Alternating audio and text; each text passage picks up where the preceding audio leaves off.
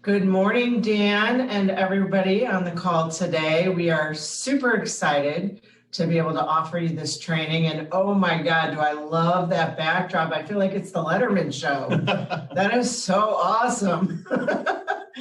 So I'm going to let Dan, will probably give you a better intro for himself than I will, but Dan has been working with our company now for a couple of years.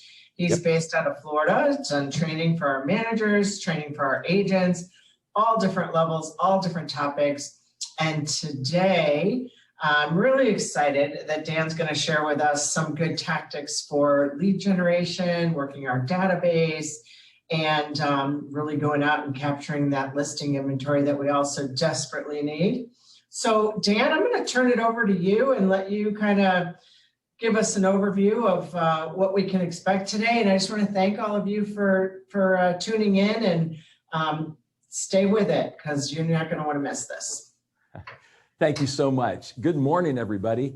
I am Dan Elzer. I am the president of a company called the Training Academy.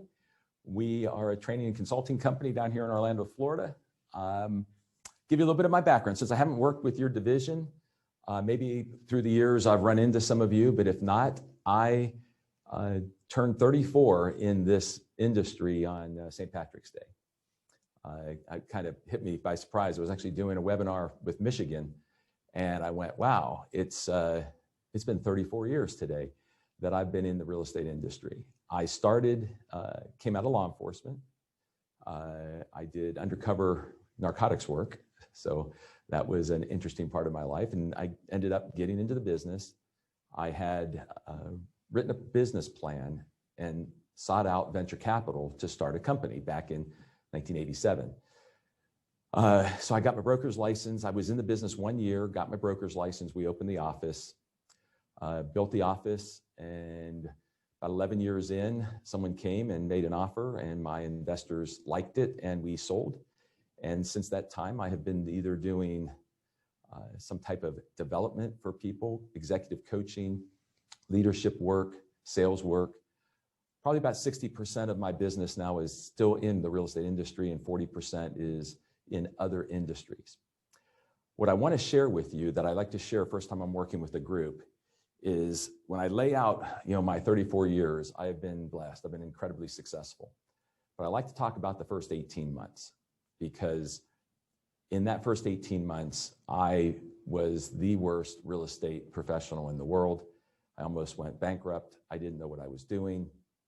And literally made this decision one day going, did I make the right move? Should I have left law enforcement? I always brag. In 1985, 2 years before I made this move, I received an award in the state of Florida for my undercover work that I was the best of the best. I was the top guy.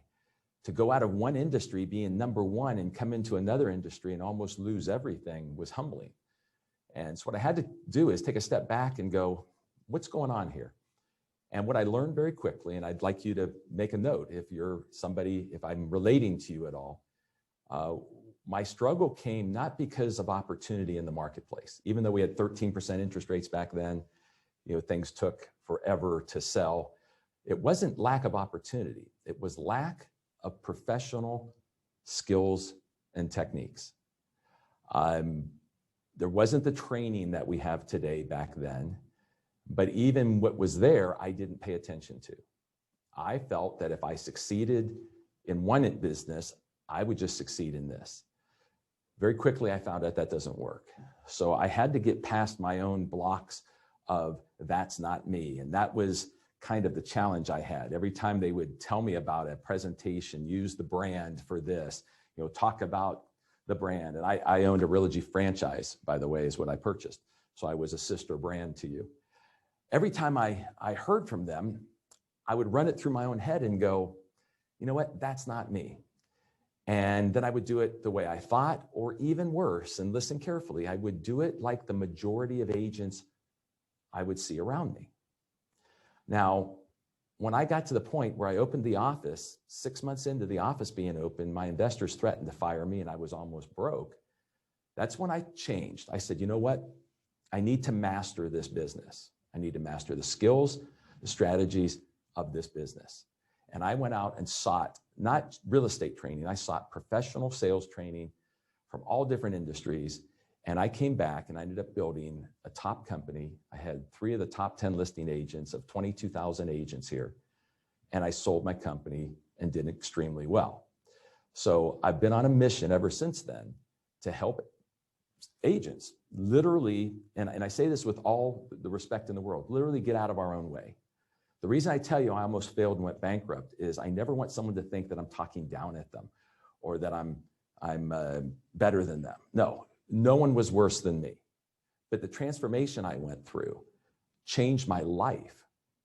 I have no fear of any market to make a living. If tomorrow I couldn't speak or travel or consult and executive coach, I could compete in this market, and I've done it multiple times through the years just to prove the point to people. I can jump in this market and do more business than 90% of real estate agents. And that's because I have the skills and strategies to do so, where when I started, I did not. Now, I said I followed like the masses, and I was failing. 65% of real estate agents go out of business every 18 months. It's not because of lack of opportunity. It's that they're not trained in a full complement of skills to go out and succeed. So today what I want to do is I want to take you through a process to make you aware of a few things and then give you some direction, skills, and strategies to attack 2021 so you can continue to grow your business, keep it going, as I say, in 2021. This industry went through a huge correction a year ago. COVID came, things got shut down, and we had to adjust our skills and strategies. We had protocols, we had fear, we had all this stuff. And to your betterment, you did so. And I compliment you for that. I know your organization. I know your senior leadership very, very well. They took the lead, came up with protocols, helped you adjust to the marketplace, and you took advantage of it. We're going into another rotation of the market where there's another change. My opening thoughts are this. This is the best news I can share ever in any time frame in real estate, any cycle in real estate. I just want to tell you that. You might feel that I'm being a little downer at first, but it is the greatest opportunity ever, what I'm going to share with you. We have to adjust again our skills and strategies as this market rotates out of the pandemic. So that's what I want to talk about. I have quotes that I share with my clients, all my executives I coach, agents I speak to. Each year I'll have a quote or two that I really think is forward-looking. I like to look at the horizon. I'm an economics, finance person. I'm always looking out there. What's going to happen to us? And coming out of the pandemic, coming through this urgency market we've been in, our habits changed, but we don't know it. So I like this quote. Our habits are stronger than our knowledge. If you think about that, a habit happens without conscious knowledge. It just happens. We don't make any conscious effort to do a habit. Our knowledge is when we stop, pause, think, and act. So our habits being stronger than our knowledge is dangerous if we don't get a handle on that for this reason. I did my first travel in a while. I was in Alabama, big company that I do business with, met in the middle of the state. All the offices converged. I was in a movie theater, so there's plenty of social distancing. And I was talking to a gentleman that I've trained in the past, I've known for years. And when we were standing outside where the popcorn is and all that, he was telling me, Dan, it's great to see you. Haven't seen you in a while. I love your stuff, as you know. And so I asked him, I said, are you following good business principles and practices? Yes. Oh, Dan, yes. I said, because it's really dangerous right now. You got to make sure you have good people and you're not wasting time. And he said these words to me. He goes, Dan, I don't work with anybody that won't give me an appointment like you taught me. That initial appointment is the baseline for me doing business. I said, awesome. His name's Steve. 2 minutes later, and I'm literally 2 minutes later in the same conversation, he goes, can I run a couple scenarios by you? I said, sure. He talked about 2 buyers he's working with and struggles he's having with them. So I asked him the question. I said, why are you struggling with those things? Didn't you address those in the initial meeting that you had with these people? He paused, looked at me, and he went, oh, I didn't do an initial appointment with these 2. And I said, you just told me 2 minutes ago you will not work with someone unless you do an initial appointment. He goes, I know, but I just never did it with these people. I go, name the last time you did it with somebody. And he couldn't remember. And now he's in trouble. These 2 deals he should have dealt with weeks ago in his initial appointment. Now he's wasting time and he's not available for the people that could act because he's with people that can't act. So I said to him, I go, your habits are stronger than your knowledge. You've allowed your habits to build because of the pandemic. But if I gave you a test today, you'd get 100% on running a profitable real estate business. So as I go through today, my question for my experienced people, for the new people, for everybody, isn't do you know what I'm talking about? Are your habits in line with your knowledge for success? Because we don't even know what's happening. And that guy was perfect proof of bragging about how he was following his knowledge and then tell me about a problem that proved his habits ignored his knowledge. So that's what I want you to think about today. Here's my goal for today. 1 is to inform you on the market. I'm a leader, I'm forward looking, I got my eyes on the horizon all the time. 2, I'm going to provide you some skills and strategies to take action immediately to really do things others aren't doing right now. 3, make sure that you can continue to grow in 2021 as the market rotates and changes and have time to enjoy life. You know, when I talk to agents that fall for this is a 24/7 business, I just shake my head and everybody goes, you don't understand it. I've done this job, guys. I've sold more real estate than most people while traveling 200 flight segments a year speaking. You know, I can't be out of town, out of country sometimes and do that kind of business unless I know how to manage my business. So the reason I tell you I almost failed and went bankrupt is because I want you to realize you're hearing from somebody who actually stood in a parking lot of a 7-Eleven. I'm just being honest with you. I had rolled change that I found in my house to put gas in my car. And I literally said to myself, this should get me through the week. I have to make something happen. That was the lowest part of my life. And then I changed. I followed some of the things I'm going to share with you today, and I've never looked back. Good market, bad market, sideways market, does not matter. So let me start with the market. And what I'd like everyone to do is open their chat box. I'm going to be interacting with you. I need you to be able to chat to it with me.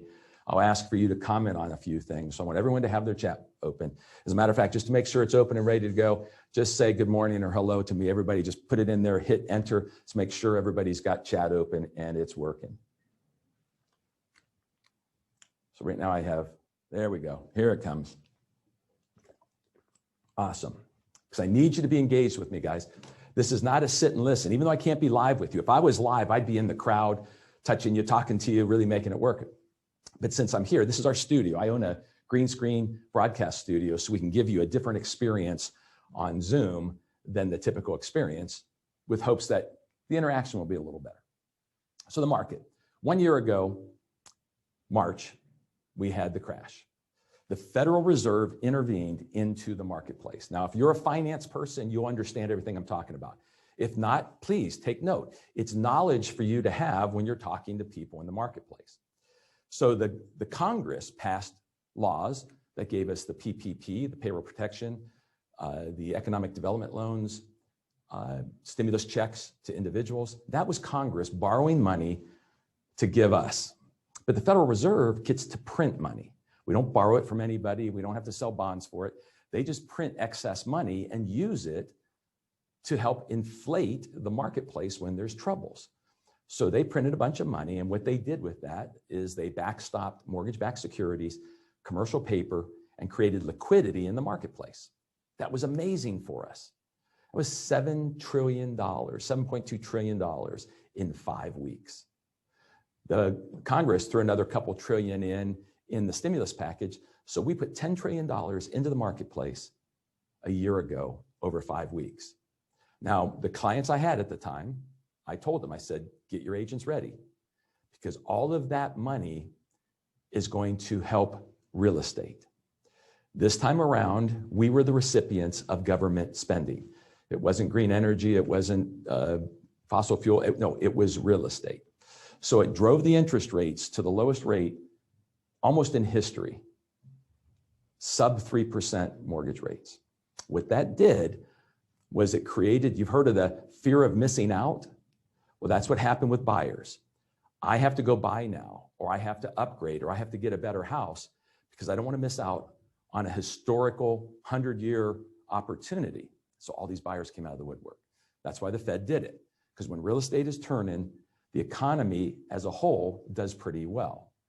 So those interest rates caused people to start working, changed our habits. We went from a traditional type of business that actually was coming down. If you think about coming out of 2019, we were cooling off. We'd been hot for 2 years.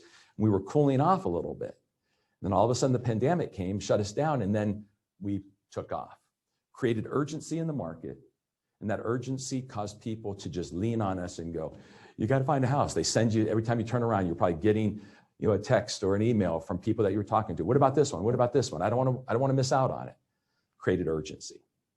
That urgency caused us to act differently, which created habits that now could be detrimental to us.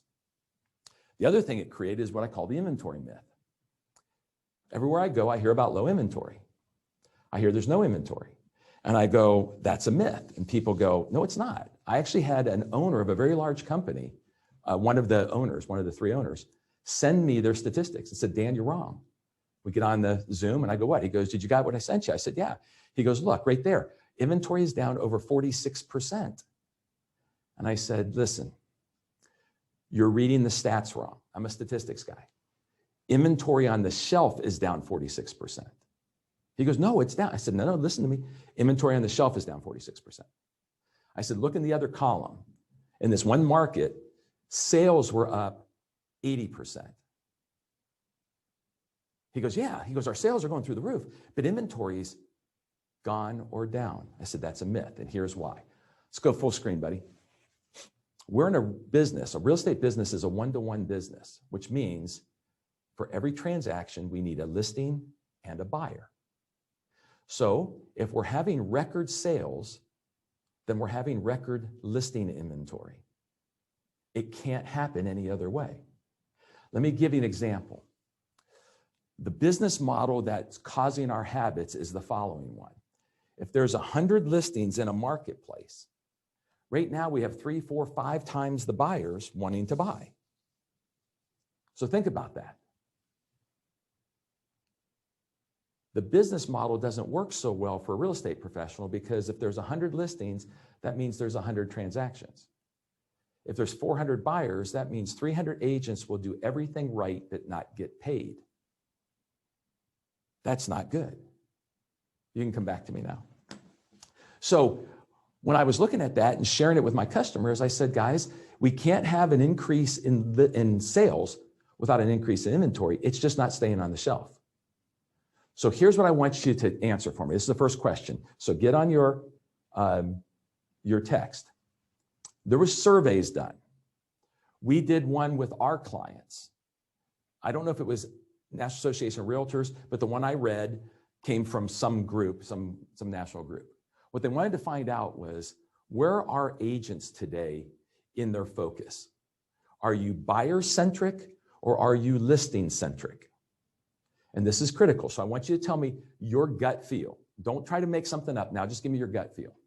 So when they went to agents and said, this is how they asked the question. When you wake up in the morning on a work day, do you look at the hot sheet, new listings, look at your lead gen, follow up with buyers? Or do you call your sphere, go canvas, knock, walk, talk to get a listing?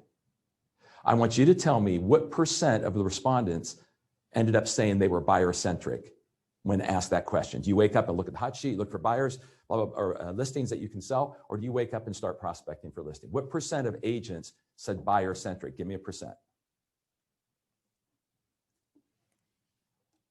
A couple of you hit it on the head. It was 80%. 80% of these, across the nation, they asked, 80% were buyer-centric. Now, listen to me carefully here. There is actually more competition right now for a real buyer than a seller in most markets. So let's say we have 1,000 transactions. Right now in most markets, if there's 1,000 transactions, that means there's 2 sides. There's 1,000 on the buyer side, there's 1,000 on the list side. And here's what you have to start to see to adjust your business model to make 2021 amazing. Right now, 80% of agents are trying to eat out of the 1,000 units on the buy side. Only 20% of agents are eating out of the 1,000 units on the list side. Who is making more money easier and faster right now? But Dan, there's no inventory. Myth. We can't have a sale unless there's a listing. So if you've fallen for the myth, or if your habits got eroded and you stopped working for inventory because you heard there is none, what you did is put yourself in the highest competitive side of the business. And there's very few people that wake up purposely to go get the inventory, but they're killing it. I know them. They're clients of mine. I've coached them through the years. So what we have to do is start to adjust our business model to make sure that we don't get hurt. And here's why.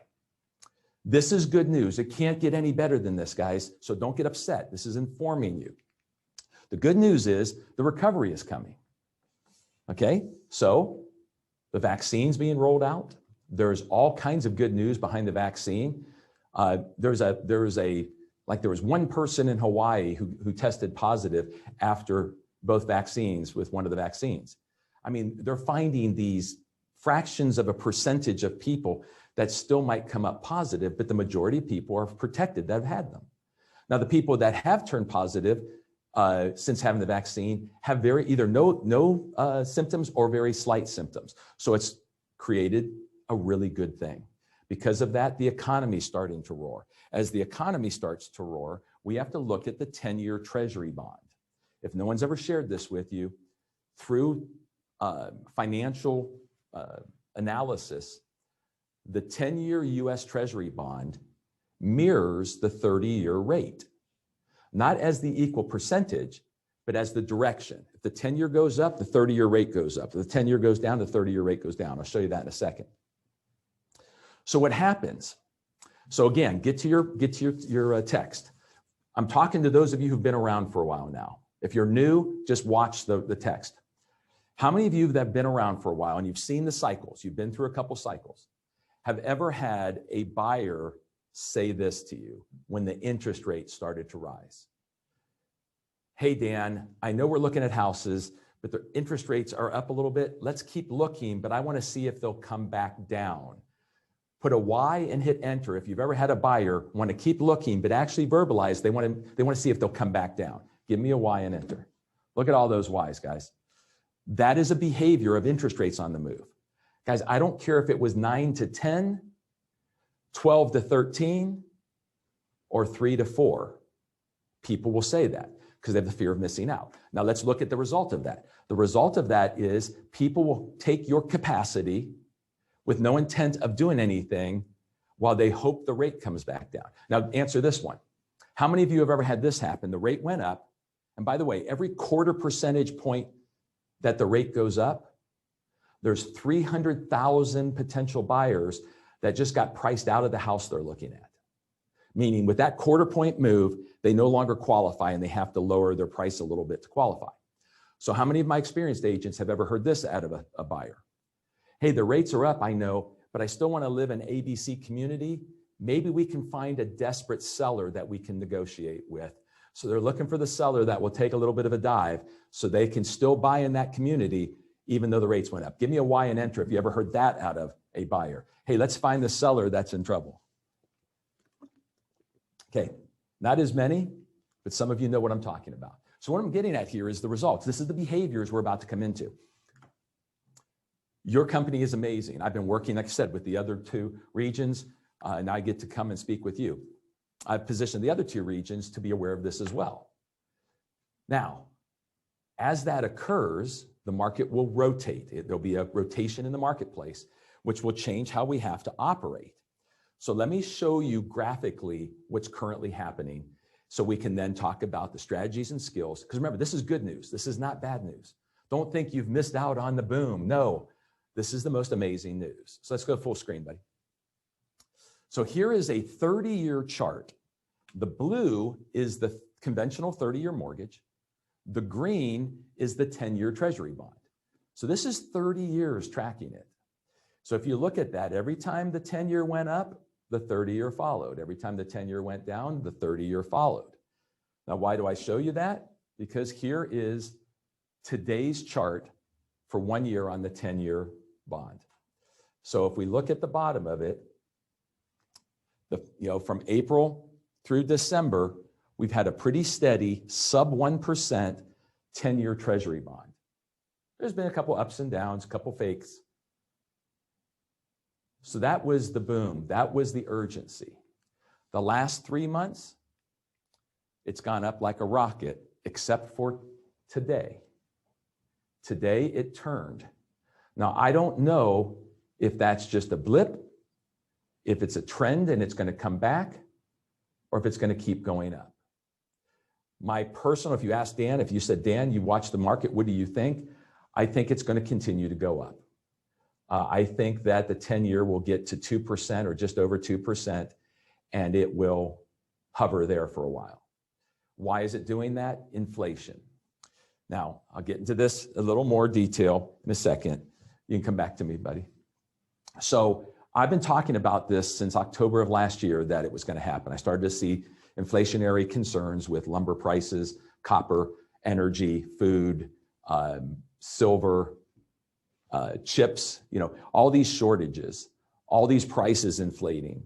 And whenever there's inflation in the marketplace, interest rates go up, either because of people who trade in the market or the Federal Reserve. Now let's go back to the Fed a second. The Fed right now is buying $50 billion of the 10-year Treasury bond every single month. They're buying 50 billion, 50 billion, 50 billion. That's what drove it down. They're still buying 50 billion and it's going up, which means the regular investors are going, I'm getting out of bonds. I see inflation. So if that's happening and the Fed's still buying, what if the Fed backs off a little bit? Then we're going to have that pop. Now, again, this is good news. So as I've been talking about this, I have a client that last week I presented to their company and he said, Dan, I need to share with you. I watched Lawrence Yan, who is the chief economist for the National Association of Realtors, make a presentation on predicting 2021. And he sent me this slide. Let's go full screen. Now, again, I've been saying this for 3 months, so I'm patting myself on the back here. And here's what our chief economist at NAR said. They said, hey, looking at the likely path of home sales in 2021, the first quarter, which we're about to end, will be up about 19%. Now, this is year over year. So we're going to be up 19% over January, February, March of last year. Quarter two, he's got it 50% up. Now, don't think of this as going to be a big surge in the second quarter, because if you remember, a year ago, we shut the country down. So sales fell off the cliff. So having a 50% gain year over year in Q2 is still going to be better. We're still going to feel good boom. We're still in good shape, but it's not going to be as drastic as that bar chart there. Then he got to Q3 and he's only showing about a 4% gain in sales year over year in Q3. And then we get to Q4 where he shows the market contracting, actually contracting by 5%. So Q4, he says, we're going to end up selling less homes than we did the year before. So come back to me. Now, this is all good news. And let me explain why. Write this down. Another one of my little quotes. When a market transitions, true professionals always do better. And there's multiple reasons why. Let me give you one of them. One of them is people who are true pros go back to more basic strategies, while the people I call the bandwagon people that jumped in because they thought it was easy and they were going to get rich quick, find out that it's a job again and they don't want to be in our business. So watch this. I want you to tell me, when bandwagon people jump into real estate, I call it your winning difference. Schmidt Family Companies has a ton of winning differences layered in with Coldwell Banker. You can differentiate yourself like nobody's business in the marketplace if you learn to use your products and services. But when the bandwagon people come in, what do they use as their selling tool to win business? What's their favorite thing to do to beat out another agent for a listing or for a deal? Give me it, write it, and post it in chat. What do they use as their winning difference to get deals away from other people? Thank you, Debbie, Benny, Sharon. They cut fee. So they aren't professional. They're not better than others. They come in and go, I want to get some business. If you guys are charging X, I'll charge Y. And if you come down to Y, I'll charge Z. their winning difference becomes fee cutting because they're only in it for the purpose of stealing some business because they think it's easy. Now, in the news today, I was reading an article where someone laid that out. They said, when the market transitions, these people are going away because we have too many people that the person literally said in the article that are just plain simple, not professional and shouldn't be here. Well, that's great news. Fewer people in the market means more business for all of us. That's one. Two, write this one down. There's always enough buyers for listing agents. There's always enough buyers for listing agents, but there's not always enough buyers for all the buyer agents. That is a true statement. When I got into business, 13, 14% interest rates, they said listings were the name of the game. I went and got listings. After my failure, I got listings and built a company that was listing based. I never looked back. Even when it was only 60% of listings would sell, 40 would expire. Took 138 days on average to sell stuff. We maintained inventory and made very, very good money. As the market improved over the years and we got out of those high interest rates, we just did better and better by continuing to list property. But the urgency of $10 trillion hitting the market, making all these buyers say, help me, help me, help me. Even listing agents have lost some of their mojo and have lost the habits they used to have. So what is the way to fix this? Simple. How do we hedge our business to be the sustainable, profitable agent, company, team going forward? We have to balance the listing and buyer side of our business. But Dan, there's no inventory. Again, that's a myth. We can't have record sales without record inventory. I'm gonna give you another analogy for that. I was watching reading an article. I don't know if it was Wall Street Journal or something, but they had interviewed during the pandemic when there was no toilet paper. Everybody remembers that. They were interviewing a white label toilet paper company that makes toilet paper and then brands it for whoever wants it. And they said, why are you not making more toilet paper to meet the demand? And the answer from the owner was, we are making more toilet paper than we've ever made in the history of the company. So it wasn't a shortage or a reduction in toilet paper manufacturing. It just wasn't staying on the shelf. So same thing in real estate. It's not there's a shortage of listings, it's just not staying on the shelf. Because if we're not continuing to get more and more listings in the marketplace, we can't continue to have more and more sales. But am I going after any of that, or did I buy into the myth that it's not there? So I don't even wake up and try. It's the number one opportunity of 2021. The agent, teams, and companies that carve a little piece out and get serious about inventory. And Felicia said it, I work in your database, sphere of influence. I'm going to get into some strategies for you. People that do that will unlock the shadow inventory and make a killing. As the people that aren't trained and don't have the pleasure of the company you have and the leadership you have and the training that you're receiving, they'll keep doing the same thing, hit the wall, and realize what's happened. It feels different. I mean, no, these people aren't taking action, but they're still taking me out every weekend. What's going on? And then they'll go back to their old job. That's what will occur. So here's your mindset. Now I'm going to train you. Here's the mindset I want you to think about. First, think about human resource and capacity. For the rest of this, when I say human resource, what I'm talking about is my time. You have great technology at Schmidt Family of Companies. Great technology. You have amazing support services through marketing. Now let me tell you something else. Any agent that I train, I do not allow them to ever complain about anything the company offers. People come to me and say, well, marketing's okay, but. And I go, so nothing works in marketing. Well, a lot of things work, but. I go, stop saying but. Use what works, quit complaining about what doesn't. Because the average agent will not use any of marketing because of something that doesn't work. The smart agent will use what works and go kick butt. Same with technology. I've worked with 5 different CRM companies. And I always go out and I do a little survey whenever they hire me to help consult. And I find out that agents are running around going, it's okay, CRM, but it doesn't do this for me. And I always find there's 20% that they're not happy with, so they throw 100% out the window. A well-trained agent, a true pro, goes, what can I use and leverage?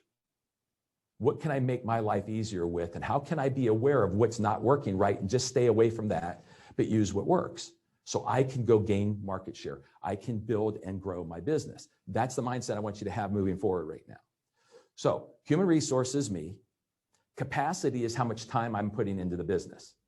There's only so many minutes in an hour, hours in a day, days in a week, weeks in a year that I'm willing to use for real estate. If I give it away for free, or if I use it unwisely, I can't get it back. So my mindset is always, if you want Dan Elzer, you're taking his capacity, you better be the best person to take action right now. If you're not the best person, I have these technologies, these follow-ups, these abilities to incubate you in a manner that I will still be the best agent. Fear of loss drives us to work with the worst client and water down the experience of the best client, because we don't want to lose that one. I make the choices. This person gets my time, you don't.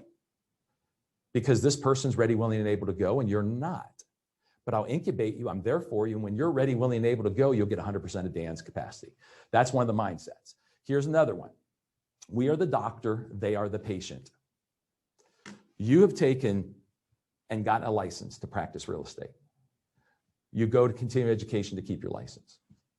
You go to trainings to be the best at using that license. They buy or sell a house between 1 and 3 times in their life. We are the doctor, they are the patient. Every time I let go of that relationship where I let the patient tell me how to run my business, where to go, what to do, I'm going to lose capacity and I'm not going to make the money I want. Now, people always go, but Dan, you got to be nice to these people, they'll find someone else. Sometimes you want them to find somebody else. Let me say that again. Sometimes you want them to find somebody else. In my 34 years, 18 months in, I became the doctor. Some people that worked with me, family included, stopped working with me. But the people that were attracted to me being the doctor happened to be the people that wanted a pro and executed on a transaction. I flipped my time. I was using less time, making more money, where before I was using a lot of time, not making enough money. The doctor-patient theory in my head cleared my mind of a lot of things. I can't let someone who's a novice tell the pro how to do the job, because they're wrong most of the time, and therefore I won't have the outcome I need. If you're into service, I always ask agents, are you a service-oriented agent? Yes. Do you want to deliver exceptional service? Yes. Why would you let the novice prescribe the path, knowing they're probably wrong and they won't have the experience they want? And the next thing is a mindset. I call it the most important thing for 2021, and that's having a professional appointment. Let's go back to our habits are stronger than our knowledge. My habit has become urgency, and I don't knock you for that, guys. I mean, the flood of buyers, the low rate, the fear of missing out, we got on our horse and rerode. I mean, I understand that, but the market is cycling. I've got to start to get the doctor back. I got to start to get in the position where I'm not running crazy, I'm running purposefully. And that begins with a professional appointment. So let me define that. Let's go full screen, buddy. Let me define the professional appointment. First, on my turf. What I mean by that is I choose and decide where we meet or how. Based on COVID, if I can't meet you in person, then it will be via some type of video interaction. My decision. If it's a buyer, the house that they're talking about is not where we meet unless we've already had a professional appointment with them. Here's why. Buyers and lookers only share, you can bring it back to me for a second. Buyers and lookers only share one element about houses. Say it again. Buyers and lookers share one element, and that is I want to see the house. When you go past see the house, the looker goes away. That's the looker wants to see. The buyer is risking capital, making an investment in the highest priced market, scared about resale, scared about is this the right decision? So what we found is buyers, real buyers, want an expert to educate them and to make sure they're helping them negotiate their way through this market. They both share, I want to see the house, but the true buyer has these other 3 fears and challenges. So if I make the house my turf, who shows up? The looker and the buyer. If my turf is not the house, who shows up? The buyer. The looker will make you feel like you're missing out on a sale. Look, I don't really want to meet you right now. I just want to go see the house. Well, but it all begins with me understanding you and me. Look, if you don't want to show it to me, I'll just call somebody else. That's fear of loss. Many agents are biting for that mistake right now. I know real people have fears about purchasing and they want an expert. Fake people were out there looking for the needle in the haystack or not buying at all. I don't have time for them. Second thing, following my agenda. I have a set of things that we go through, whether it's a listing appointment or initial buyer appointment. We have to follow that agenda. And then I want them to have skin in the game. What I mean by that is that they are following my lead. They go, can we see the house? Here's some talk track for you. Well, sir, I'd be more than happy to work with you on the purchase of your home, but it all begins with an initial appointment so I can better understand your needs and position you to be able to be successful in this market. Would you be available this afternoon for that, or would the weekend be better? It all begins with a professional appointment where I can understand your needs and position you to succeed in this hot market. Would you have some time tonight? Now, who doesn't want to be positioned to succeed, and who doesn't want their professional agent to understand truly what they're looking for? The only person I know of 34 years that doesn't want that is the person not actually buying, whose only driver is to see the house. The buyer will go, well, okay, how does that work? The looker will make you feel like you made a mistake. I need some skin in the game. Now, when we have that appointment, let's go full screen. Here's 3 key elements that I want you to think about when you are doing the initial appointment. When we meet with somebody, please get away from doing this. Have you been pre-approved? Have you been approved for your mortgage yet? Are you working with another agent? Those are selfish questions that cause people we ask them to think that we don't care about them. True consultative approach to selling begins with discovery of the client's needs. If you want to make a note, have in your mind the desire to make them the hero of the conversation, whether it's a video conversation or in person. So that's me discovering needs. That's asking a series of open-ended questions, not pointed questions towards, do I want to work with you? No, open-ended questions to discover their needs. After I do that, then I'm going to educate them about the market. I'm going to set expectations, what's really happening out there. And one of the expectations I need to set to succeed is my communication methodology and time frame. Again, good and bad market. Everyone I've ever trained or coached, I tell them, you know, when I started doing this after 18 months, 99% of people were fine.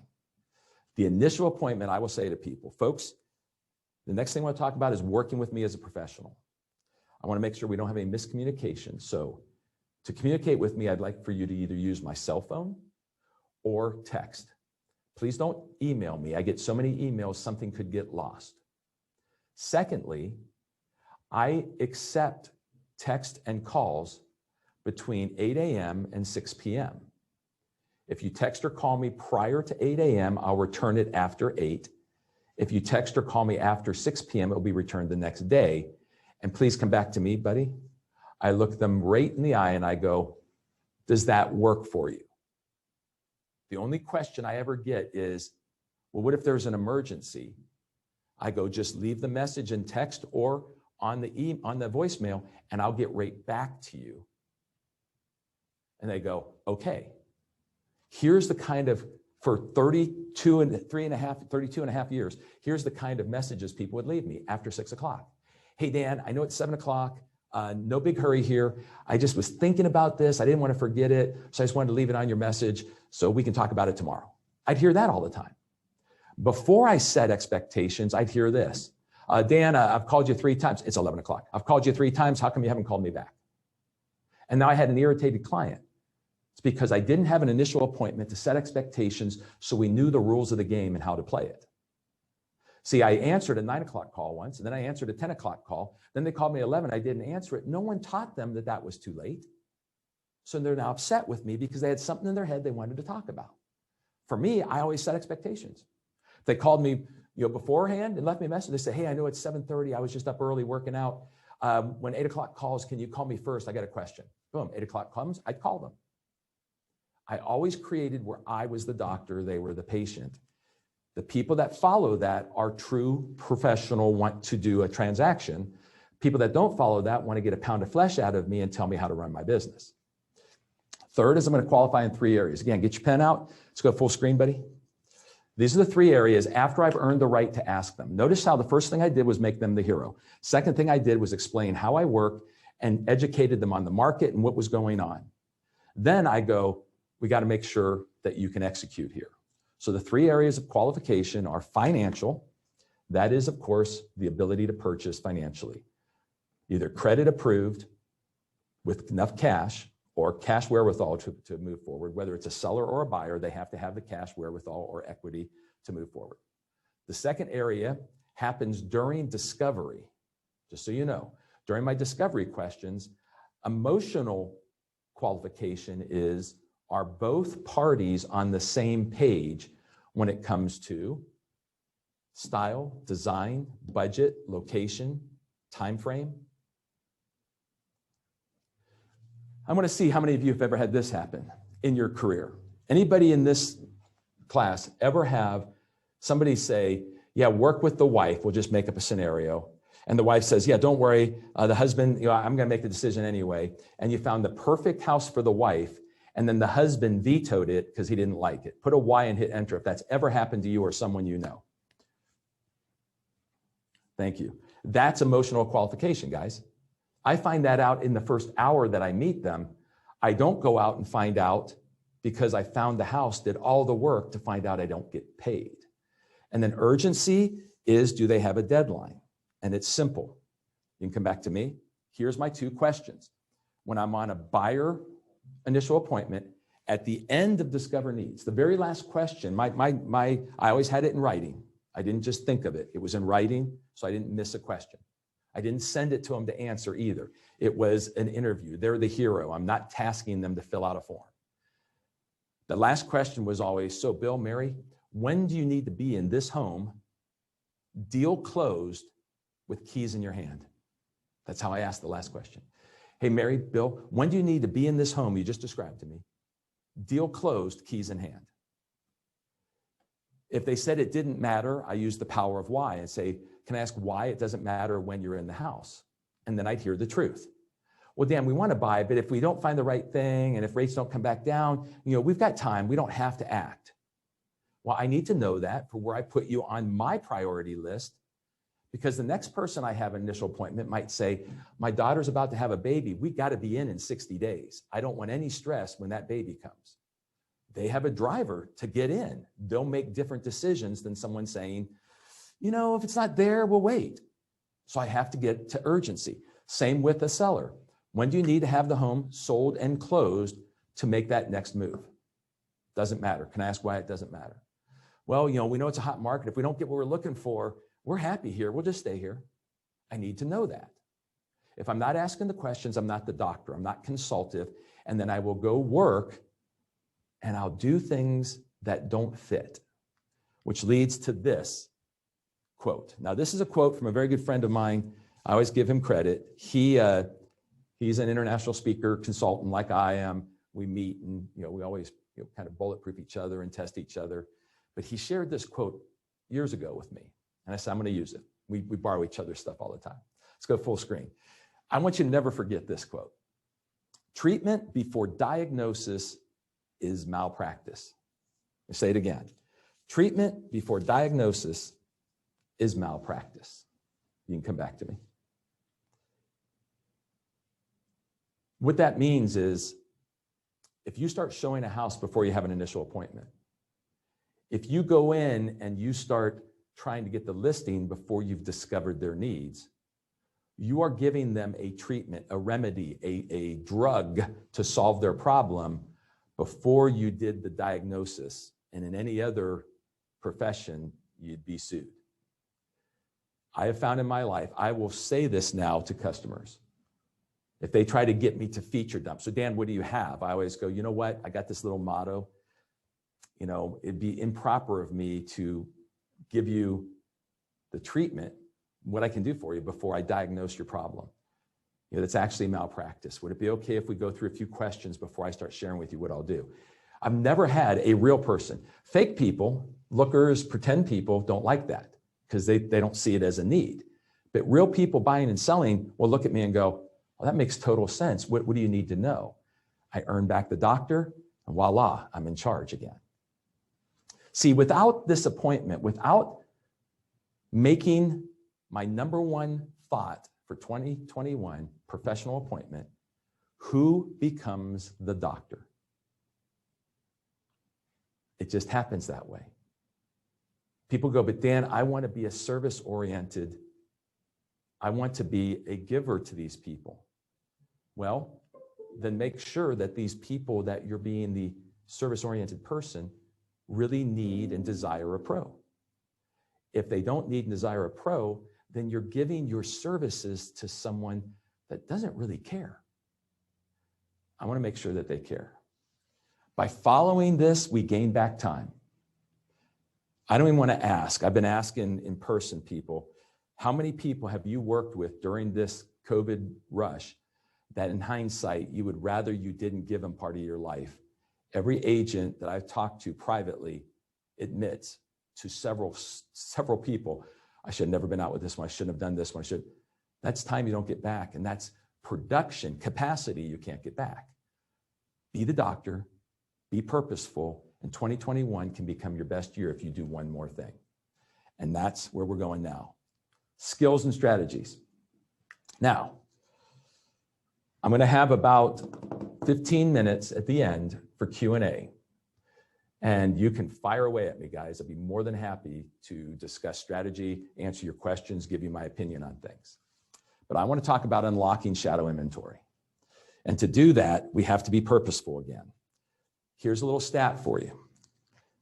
When NAR does their buyer-seller survey every single year, some 300,000 people they send a survey to, they get a chunk of them back, enough to be statistically correct. And they find that sellers who sold a house, not expired or withdrew, people who actually sold their house, say when asked how they found their agent, 70% of sold listings found their agent through their sphere. That means only 30% through our other methodologies. Now I have new agents say to me, I don't have a sphere. Well, then you have to go after the 30% and build a sphere. FSBOs, expireds, canvassing, knocking, walking, talking. But if you're an agent that's been in business, you've got a sphere. And if your habits are stronger than your knowledge in 2020, you probably haven't done much work with your sphere. Sadly, they've been ignored. That's where the shadow inventory is. My clients that are still killing it on inventory, they're getting it all from their sphere. People are concerned about COVID. They're concerned about pricing. They're concerned about, is this the right time? Should I wait a little longer? Am I going to miss out? They have all these concerns and they talk to people they know. They don't come talk to a stranger. It's through those interactions that we find the opportunity to bring that shadow inventory on the market, which will probably get sold quickly, so it never really registers as on the shelf. But now I'm on the side that's managing a transaction. I'm not one of 5 people that tried to buy one house. COVID has given us an amazing opportunity to reach out to our sphere. So here is what I call COVID canvassing.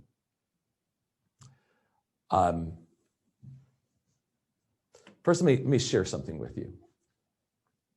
There are people still in fear of COVID. There are people double masking, not leaving their house, staying away from people. And then there are people that think this is ridiculous. Why are we doing it? Somewhere between those two opposite ends, everybody you will touch, talk to, integrate with falls. Either I'm scared still, or God, I'm so over this, what are we going to do? The problem is, if I, as a professional offering a service in the marketplace, do not know where you fall, I could do something that harms my ability to do business with you. So I'm going to give you a real life example. In the middle of the pandemic, I had a friend who would register on, this is ridiculous, why are we doing it? A friend of 30 years. Golf was an essential thing for some reason in Florida, so we could go play golf. They put us in separate carts, so we had spacing. I showed up first, bought the round of golf, got his key for his cart. He pulled into the parking lot. I hadn't seen this guy in 2 months, 3 months. I walk over to hand him his key and say, hey, I already paid. And as he gets out of the car and I go to hand him his key, he took a big step backwards.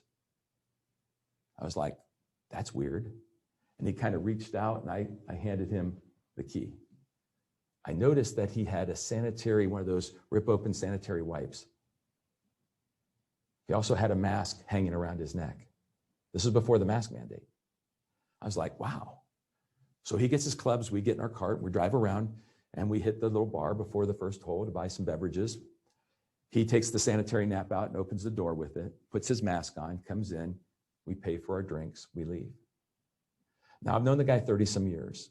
If I didn't use my emotional IQ, if I didn't use my social awareness, if I didn't use my self-awareness, I probably would have done something like this. Hey man, what's the matter with you? What, are you scared? That would be the jerk thing to do.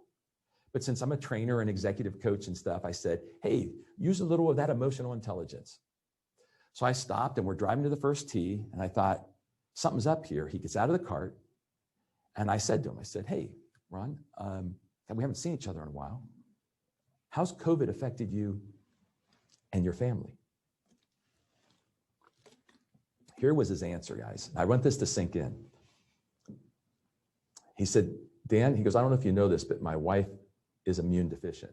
She's on some drugs. And I am scared to death that I'm going to catch this thing, bring it home, and kill my wife. It's a pretty powerful feeling. He's not afraid of it. He's afraid of carrying it home and killing his wife. So let's talk about doing business with people. If I am tone deaf and I approached him and I messed with him, what would his brain say to him? Stay away from Dan. Dan's going to kill my wife. Whether you think that's a legitimate feeling or thought or not, that's what would have gone through his head. So for the rest of the day, I gave him 10 foot. I stayed way far away from him. I supported him in his decision to be afraid. We still got together and played golf through the pandemic. What if you walk up to somebody, run into somebody, get a call from somebody, and they're feeling that way, and you show up and you don't respect that?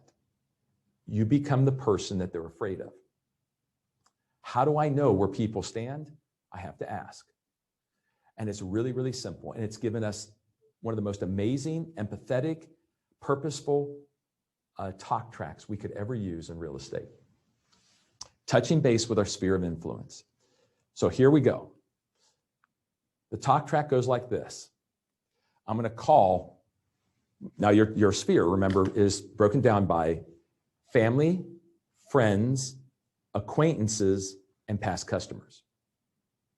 The two main drivers of business are acquaintances and past customers. An acquaintance will refer you faster than a friend because they don't know your background. Friends always know what we did before and go, I don't know if I'm going to refer him yet. Acquaintances will refer you faster than a friend, and a past customer is the number one source of business for you. We still have our family and we still have our friends. So it's those four. I'm going to call every single person. And by the way, if you're new, you did something before COVID, call them. You want to touch everybody that you know and simply do this.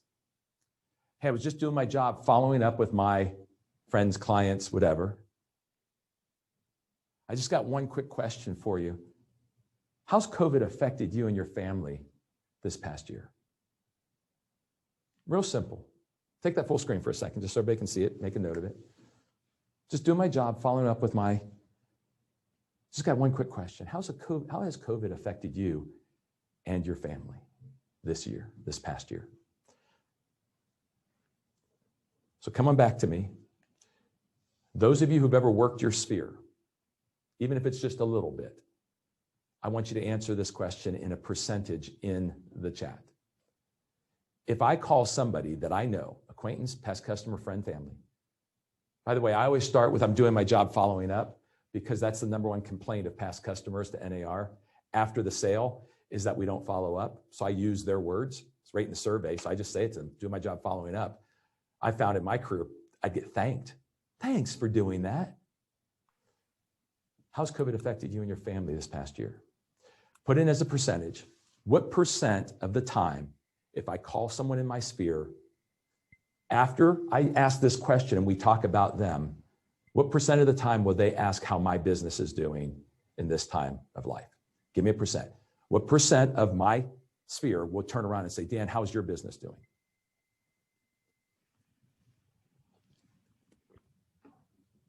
I like that first one. Someone was giving me 99.9. I love that. Okay. Now, I have everything from 5% to 100%. The people in the 80s and 90s are correct because I've done it. I don't even have to ask about COVID and they ask how my life is. So let's go full screen again. So if they go, well, Dan, how's your business doing? They ask how my business is doing. Remember, I'm looking for that shadow inventory. Here's how I respond. Oh, my business has been amazing. It's been great. I just got one problem right now. We have so many people wanting to move into our city, our area, our community, our subdivision, whatever. We just don't have any homes to sell them. I come back and go, you know what? Maybe you can help me. Who do you know in our market that's thinking of selling? Now, it's a simple, open-ended question. Who do you know? If I say, do you know anyone that's thinking of selling? You will get a no 90% of the time. When I, again, changed my habits, got professionally trained, and I went to who do you know, the who causes the brain to think, and I get a response. Now, let me go back a second. This does not sound salesy because they said, oh, thanks for checking on us, Dan. I really appreciate that. How's your business been? How's your family? Hey, we've been blessed. We've survived it, had a neighbor have it that he survived too. But as far as my business goes, man, it is just blown up. I just only have one problem right now, and that's, we got so many people want to take advantage of the rates and everything right now. We just don't have anything to sell them. Hey, you know what, Bill, maybe you can help me out. Who do you know that's in the marketplace thinking of selling? 70% of listings that sell come through Sphere. After we talk for a little bit, I'm going to end with testing Bill again. Hey, Bill, it was great chatting with you. I'm glad the family is well. Before I go, I still hope I'm your go-to real estate person. How about you? When is your next real estate transaction? So come back to me. Thank you. Now, when I ask, when is your next real estate transaction? I'm not going to say to him, when do you need to sell your house? Because that makes them only think of their home. Do you want to sell? Do you need to sell? Closed-ended, I get no. But I ask, when is your next real estate transaction? That was another shift I made in my career, and I heard things like this. Well, we thought about buying investment. We thought about selling an investment. We thought about getting some land. We thought about it. Opened their brain up to all these other opportunities of transactions that I might be able to help them with. And then in the end, I just thank them for their time and I move on. If I did that with my whole sphere, tell me this. If you had 300 people, let's just say, I don't know how many you have. Let's say you had 300 people. And so between now and the end of Q2, remember that's where we're still going up. Between now and the end of Q2, if you made 300 contacts, 300 people and had that conversation, please tell me how many opportunities do you think you would get for a real estate transaction? 300 contacts using this script over 3 months. Give me how many opportunities you think you would have. Just curious. Thank you, Andrea. Gold. 15. I got one person committed right now. 15. 10 to 15. 20. 30. Well, I don't know about you, but if I got 30 transaction opportunities in the next 3 months by talking to people I know 5 a day, I'd probably do it. The statistics on it are 6 to 9 per 100. So you're looking at probably around 15.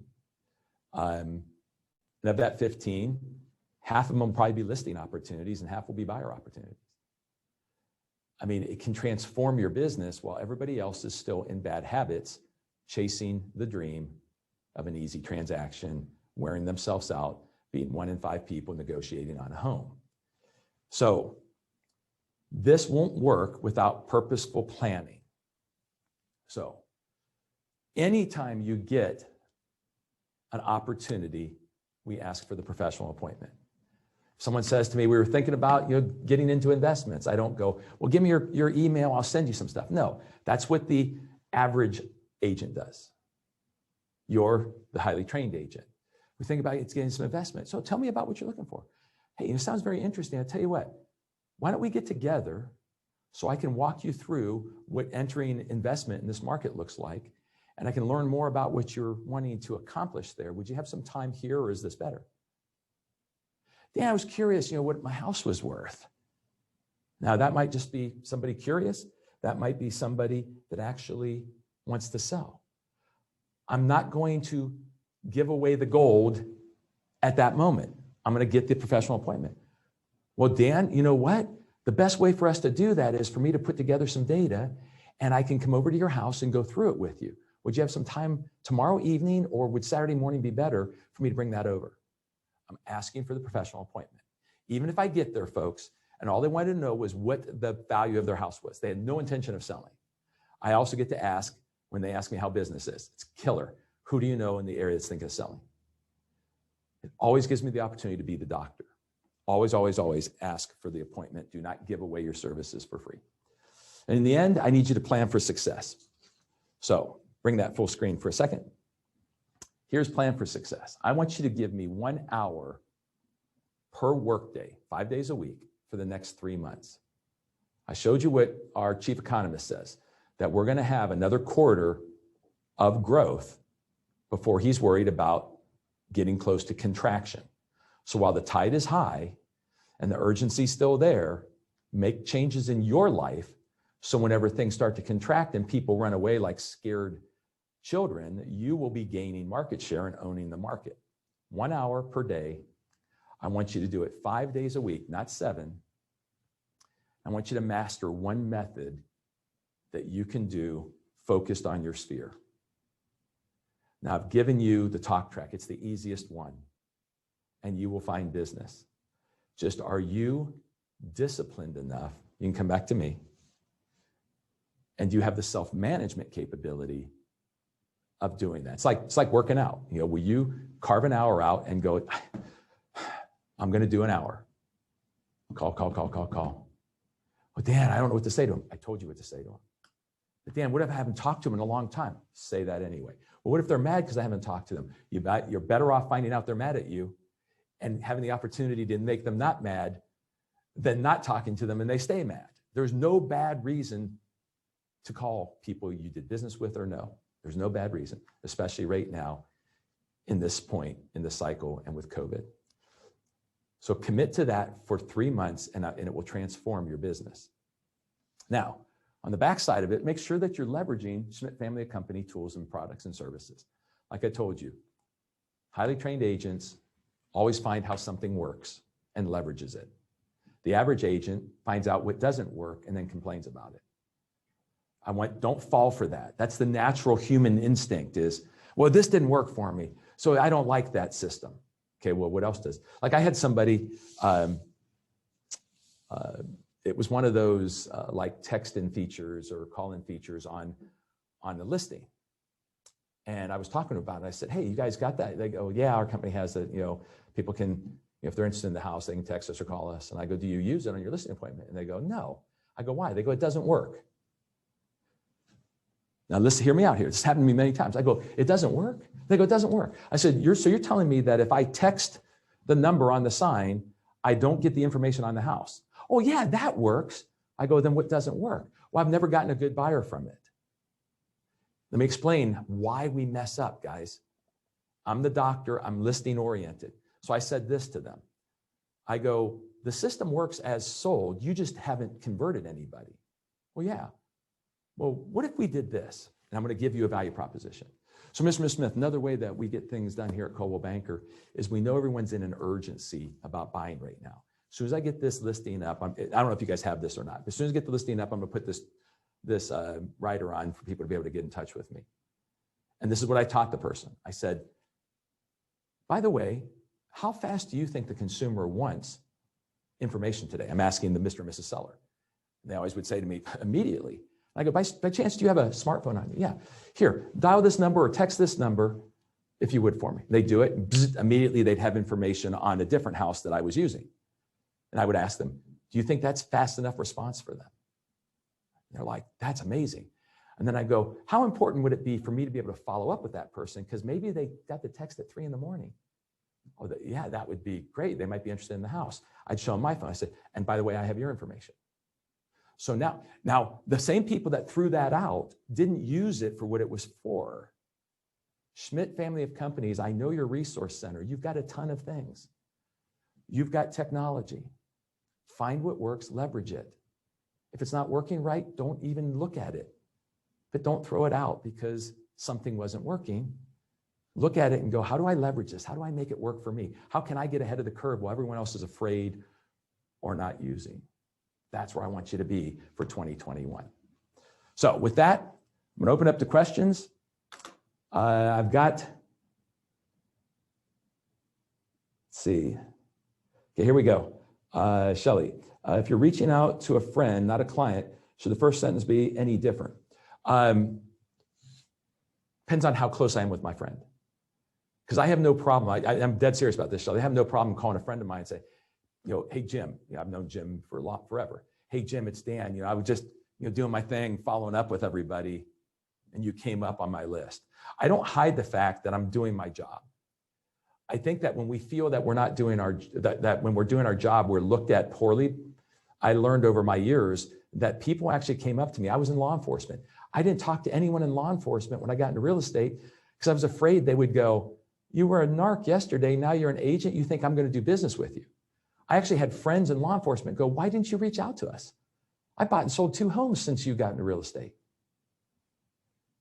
And I told them, I said, I figured you wouldn't work with me. Why wouldn't we work with you? We trust you. So it was my own fears to not do the right thing. I just follow that script. If they have a problem with it, fine. My next friend won't. But it's very empathetic for me to go, hey, man, I'm just following up with my friends, or I'm just following. And I'm not going to say my clients to my friends. I say, hey, I'm just following up with my friends right now. I got one quick question. How's COVID affecting you and your family? All I'm going to do is start the conversation. Other questions. What group do you suggest starting with on making calls to Sphere? Acquaintances and past customers. Friends and family last. Guys, I owned a building company for 13 years. I got a call from a commercial mortgage guy who had investors who were looking to hire a builder to private label build some multifamily homes in downtown Orlando. I'm a builder, but I showed up like this. I didn't show up, with a ball cap on. I showed up with a dress shirt. I had jeans and nice shoes and a jacket. We went to lunch. I talked to the investors. The guy's name was Nabil, the gentleman from the bank. And we left, and I thanked Nabil for the opportunity. I followed up with him. He goes, you know what? They're a little afraid. They're not going to take the risk and get into building right now. I said, well, thanks for thinking of me. I get a phone call. The phone call I got was from another group. They said, hey, Nabil referred you and said, if we were going to build multifamily downtown, you're the only builder we should talk to. I ended up getting 3 referrals from that gentleman. Let me make something clear to you. My company, L&E Homes, had never built a multifamily house in our life. We had never built in downtown Orlando. But I had a commercial lender stationed downtown telling every investor, if you're going to build, you need to do it with Dan. We became the top infill multifamily builder downtown. That was an acquaintance. Why did he refer me? I asked him. He said, well, you were professional, you were timely. So our acquaintances only know us at that professional engagement, that I'm in real estate and I have a professional engagement. They will go refer you faster than their sister or their brother after that engagement. So I always nurture my acquaintance part of my sphere and my past customers, because those are also right up there with acquaintances in referring me. I'm not going to ignore my friends and family, but I'm going to start with them. Anybody else? Fairly new to the area. I don't have a huge sphere as I'm still meeting people each day. Any recommendation on who I should be reaching out to? Okay, I'm going to give you a second little COVID canvassing. I got time. If you don't have a sphere and you're new to the area, I want you to find out about a buyer, maybe one that you have, that's looking for a house in Rocky River. By the way, my parents used to live up in outside of Cleveland. And you know, Dan and Shelly with their 2 boys want to live in that community, but there's just nothing for sale. The old days, we would knock on the door and canvas and share that. That's an old school way of going, hey, I'm Dan with Coldwell Banker. I'm working with this young couple, and there's just no inventory in our market here. They love this community. So I promised them that I would talk to all the residents till I found them their home. Can I ask, who do you know in the marketplace here that's thinking of selling? How about you? When is your next transaction?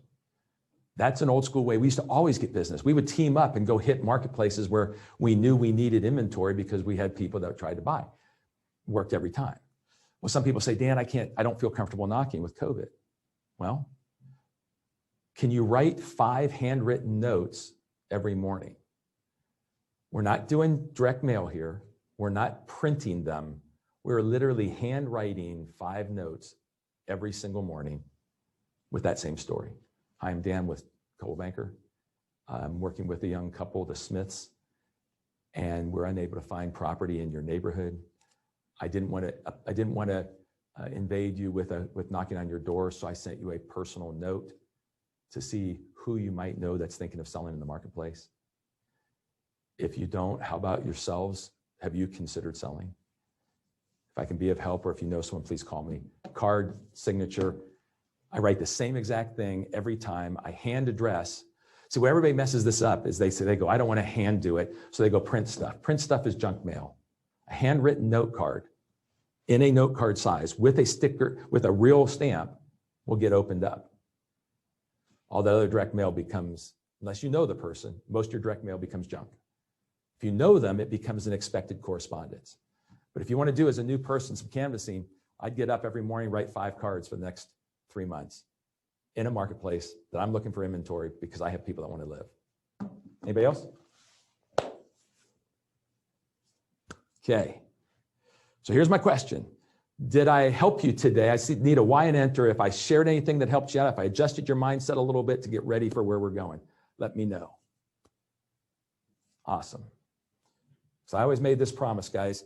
The day I can't deliver value to you is the day that I stop getting up and doing this. And I am so passionate about our business. Our business is the greatest business to be in the world. We have the ability to make any money we want to make. The only thing that gets in our way is our own brain, our own blocks. When we accept that we're the doctor and we will lead with authority and have good self-management with just a few good talk tracks, you can own this business. If you only worry about leads, remember, there's always enough buyers for listing agents, but there's not always enough buyers for all the buyer agents, because 80% of the agents wake up and think about that. Make a little shift over the next 3 months. You got time.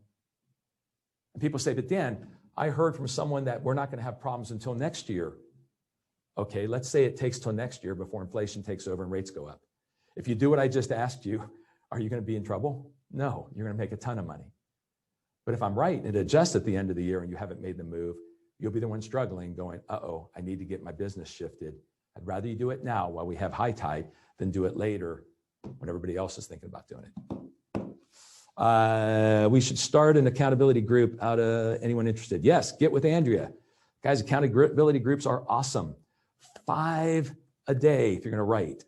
1 hour, 5 days a week if you're going to do something like calling. It's all I ask from you over the next 3 months, and you'll have an amazing result. Felicia, Elizabeth, thank you so much for the help for this to occur. I hope that I delivered on your desires there. And before we go ahead. I was going to say, before we sign off, if you have any comments or anything for the team, go ahead. I just wanted to thank you so much. I've heard so much about you, and it was just a pleasure to see you as live as I can in this current time. And I just really appreciated the approachability that you gave all of your messaging to. I don't think that there was anything that's overwhelming to any agent at any level. And I'm loving seeing the chat and some of the enthusiasm that's coming out of this discussion. And I'm sitting here with Joe Gazzo, who's our regional vice president of the Ohio market too. And we were kind of just nodding at certain things that you said. You know, one, he's an old school handwritten note guy, like always has been. And ever since COVID started, you know, kind of our messaging has been, you know, 2020 being a year of relations and, you know, getting back to people that are important to you and staying connected. And, you know, you always talk about reaching out to your database. So do you want to add anything? No, I'll echo Felicia's sentiments, Dan. I'm, like she said, I'm kind of old school. My approach is very similar to yours. I'm like a bobblehead during this last hour and a half. I'm agreeing with almost everything that you're saying because it's old school and it's kind of just a simple approach to things. And I always say, if you have that database, especially now, you have to hit it. And again, I always hold up my pen and say, this is my buddy, because I just believe in that. So I loved everything that you did today. I think it was fantastic. I'm sure a lot of our agents learned a ton today. So yeah, thank you for everything. I enjoyed every minute of it. And I just want to add one more thing that I think was really pivotal in your presentation, and that is tying it to the economics of our business. Because I've always felt that if agents, you know, really become the economists of choice and understand the market and know what's going on in the different micro markets, that lends credibility to their presentation. And, you know, we always are striving for points of differentiation. I also loved what you said about technology. And, you know, we always say, don't try and learn every single piece of technology we have. We have a boatload. Pick the one or two things that are going to work in your business and go have at it, like dive deep into those. So it was really awesome to have you. And I can't wait to book the next time. I think this will be a regular occurrence for us. So thank you so much. Thank you very much, Dan. It was my pleasure, guys. And to the team, go out there and make some noise, man. Make it happen for 2021. And I'll see you next time around. Take care. Sounds good. Thanks, Dan. Dan.